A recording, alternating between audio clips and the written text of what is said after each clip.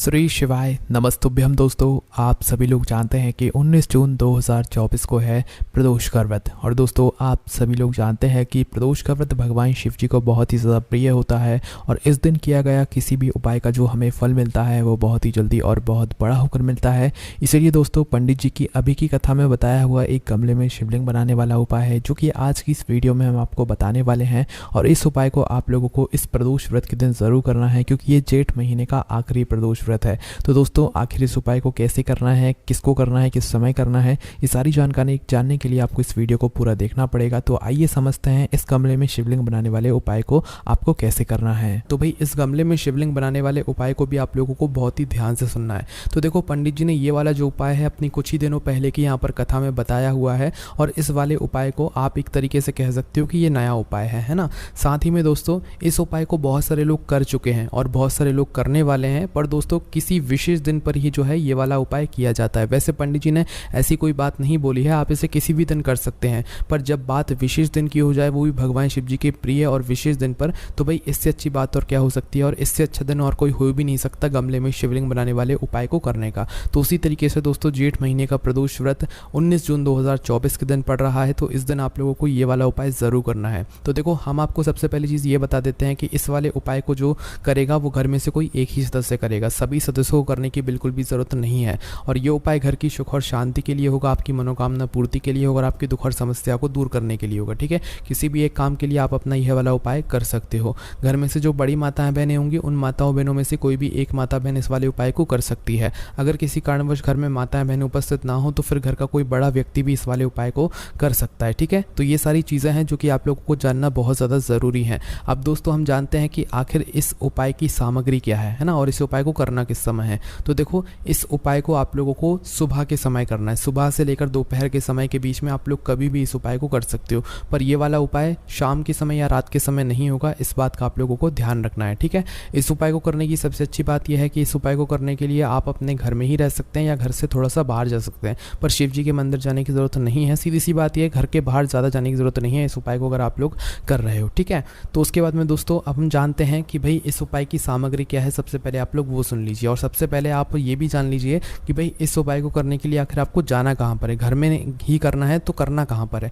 तो देखो, इस उपाय को करने के लिए पंडित जी ने दो स्थान बताए हैं, दो जगहें बताई हैं। सबसे पहला है दोस्तों, आपके ही घर में जो गमला होता है, गमले में कोई पौधा लगा हुआ होता है, एक तो वो गमला हो गया। दूसरा जो स्थान है वो है दोस्तों, आपके घर के अंदर, आपके घर के बाहर जो भी वृक्ष लगा हुआ, पूजनीय वृक्ष हो, भाई उसके नीचे आप लोग अपना यह वाला उपाय कर सकते हो। अगर आपके घर में कोई गमला है, बस तुलसी जी का वो गमला नहीं होना चाहिए, तुलसी के गमले को छोड़कर कोई भी पौधे का गमला है, उस गमले के अंदर आप लोग अपना यह वाला उपाय कर सकते हो। ठीक है, और अगर गमला नहीं है तो भाई पेड़ तो होगा, घर में चाहे पेड़ हो चाहे घर के बाहर पेड़ हो, आप उस पेड़ के नीचे जाकर भी अपना यह वाला उपाय कर सकते हो, पर वह पेड़ बड़ा होना चाहिए। ठीक है, इस बात का आप लोगों को ध्यान रखना है। तो दोनों स्थानों में से कोई भी एक जगह आप लोग चुन लेना और उस जगह पर जाकर आप लोग अपना यह वाला उपाय करना है ना।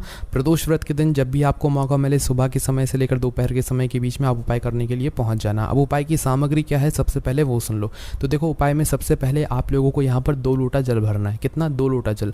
2 लोटा जल कहने का मतलब ये नहीं है कि आपको 2 लोटा अलग से लेना है, उसमें जल भरना है। अगर आपके पास 2 लोटा नहीं है तो भाई आप 1 लोटा तो होगा ही होगा, तो 1 लोटे के अंदर जल भर लो और दूसरा कोई पात्र ले लो अलग सा, जैसे छोटी सी कटोरी ले लो या कोई भी पात्र ले लो जिसके अंदर जल बन जाए। ठीक है, और अगर आपके पास 2 लोटा रखे हुए हैं तो भाई दोनों लोटों के अंदर आप लोग शुद्ध जल भरकर तैयार कर लो। ये उपाय के लिए हम आपको बता रहे हैं। ठीक है, उसके बाद में दोस्तों जो दूसरी चीज़ है वो है दोस्तों 5 बेलपत्री। अब ये जो 5 बेलपत्री हैं ये आपको खरीद कर लानी पड़ेगी या तो तोड़ कर लानी पड़ेगी। ये आप लोगों को कहीं से और से नहीं मिलने वाली, क्योंकि ये वाला उपाय हमें घर में या घर के आसपास ही करना है ना। तो 5 बेलपत्री लेकर आ जाना। इसके बाद में जो अगली चीज़ है दोस्तों वो है यहाँ पर हमारा जो है दीपक, है ना। तो जो दीपक आप तैयार करोगे वो आटे का या मिट्टी का कोई भी कर सकते हो। बस उसके अंदर जो रखोगे आप बत्ती, वो रखोगे गोल बत्ती, और उसके अंदर जो चीज़ डालोगे वो डालोगे शुद्ध देसी गाय का घी, है ना। सिर्फ और सिर्फ शुद्ध देसी गाय का घी ही डालेगा, इस बात का आप लोगों को ध्यान रखना है। इस दीपक को आप लोग तैयार कर लेना। तो ये 3-4 चीज़ें हैं जिनका आप लोगों को ध्यान रखना है और जो अपने साथ में उपाय के लिए आप लोगों को लेकर जाना है ना।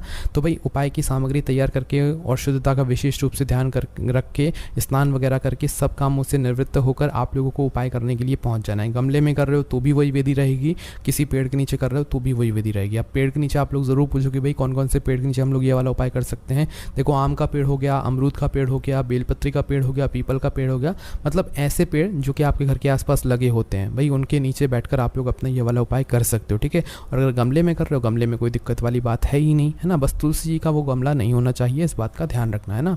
तो अब करना क्या है, जहाँ पर भी आप उपाय कर रहे हो वहाँ पर आप लोग पहुँच जाना, और पहुँचने के बाद सबसे पहले आप लोग वहाँ पर बैठ जाना आसन लगाकर, है ना। अब सबसे पहला काम आपका यहाँ पर ये रहेगा कि आपको एक पार्थिव शिवलिंग का निर्माण करना है ना। देखो गमले में कर रहे हो तो गमले में भी मिट्टी होगी, पेड़ के नीचे बैठकर कर रहे हो तो पेड़ के नीचे भी मिट्टी होगी, है ना। तो आपको मात्र करना क्या है, एक छोटी सी पार्थिव शिवलिंग वहीं के वहीं बना देना है, वहीं की मिट्टी से, वहीं की मिट्टी के थोड़ा ऊपर की ओर उठाकर, है ना। समझ गए आप लोग, कुछ ज़्यादा आप लोगों को डिज़ाइन में शिवलिंग नहीं बनाना है, पार्थिव शिवलिंग बनाना है, वो भी उसी गमले की मिट्टी से या उसी पेड़ के नीचे की मिट्टी से जहाँ पर बैठकर आप लोग अपना ये वाला उपाय कर रहे हो, है ना। तो थोड़ी सी मिट्टी को लेना और ऊपर की ओर उठाना और अपना पार्थिव शिवलिंग बनाकर तैयार कर लेना।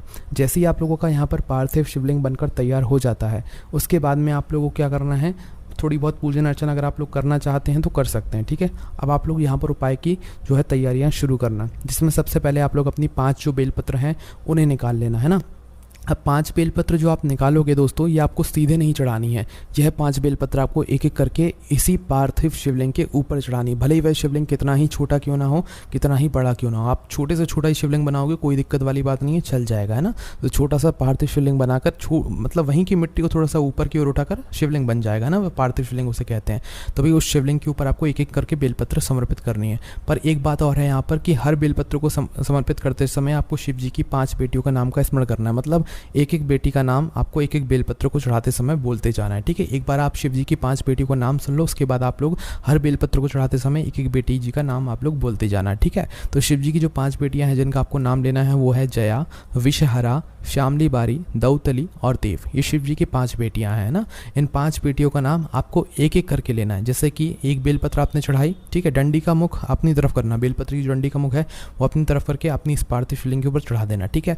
पहली बेलपत्र चढ़ाई, पहली बेटी का नाम बोल दिया, दूसरी बेलपत्र चढ़ाई, दूसरी बेटी का नाम बोल दिया, तीसरी चढ़ाई, तीसरी का नाम बोल दिया, चौथी बेलपत्र चढ़ाई, चौथी का नाम बोल दिया, पांचवी बेलपत्र चढ़ाई, पांचवी का नाम बोल दिया। इस तरीके से आपको हर एक बेलपत्र को चढ़ाते समय शिव जी की एक एक बेटी जी का नाम यहाँ पर आपको बोलते जाना है, ठीक है। जैसे ही आपको आपकी यह 5 बेलपत्र समर्पित हो जाती हैं, समर्पित होने के बाद दोस्तों आपको अब जो है अपना वह 2 लोटा जल है जो आप अपने साथ में लेकर आए हुए उसे निकाल लेना है। 2 लोटा नहीं लाए तो 2 पात्रों में लाए होगे, 2 चीज़ों में आप लोग जल भर कर लाए होगे, हम ये मान लेते हैं, ठीक है। अब चाहे आप 2 लोटा लाए हो, चाहे 2 कटोरी लाए हो, चाहे कुछ लाए हो, ठीक है, पर 2 पात्रों में आपका जल होना चाहिए। तो करना क्या है, यह 5 बेलपत्र शिव जी की एक एक बेटी जी का नाम लेते हुए इस पार्थिव शिवलिंग के ऊपर चढ़ाने के बाद आपको अपने दोनों पात्रों को जो है उसी पार्थिव शिवलिंग के ऊपर इन 5 बेलपत्र के ऊपर आमने सामने कर लेना है, ठीक है। एक साइड नहीं करना है, दोनों जो पात्र हैं उनका मुख आमने सामने हो जाना चाहिए, जिससे कि जब हम जल चढ़ाएं तो दोनों पात्रों का जो जल है वो आमने सामने की तरफ जो है एक धारा से करके हम चढ़ा सके, है ना। तो क्या करना है, अपने दोनों पात्रों को शिवलिंग के ऊपर करना और दोनों को आमने सामने करना और एक धारा से जल चढ़ाना शुरू करना। एक साथ जल चढ़ाना आपको शुरू करना है, अलग अलग नहीं चढ़ाना है, ठीक है। तो दोनों पात्रों को आमने सामने कर एक धारा से धीरे धीरे करके आपको जल समर्पित करते जाना है। जैसे ही आपका जल चढ़ जाता है, जल चढ़ाने के बाद आपको मतलब लोटों को या पात्रों को साइड में रख देना है ना। उसके बाद में दोस्तों आप लोगों को अपना वह जो दीपक है उसे निकाल लेना है, उसको जला लेना है। उसको घर से जला कर नहीं लाना है, यहीं पर आकर जलाना है, वो भी अपनी माचिस से जलाना है, ठीक है।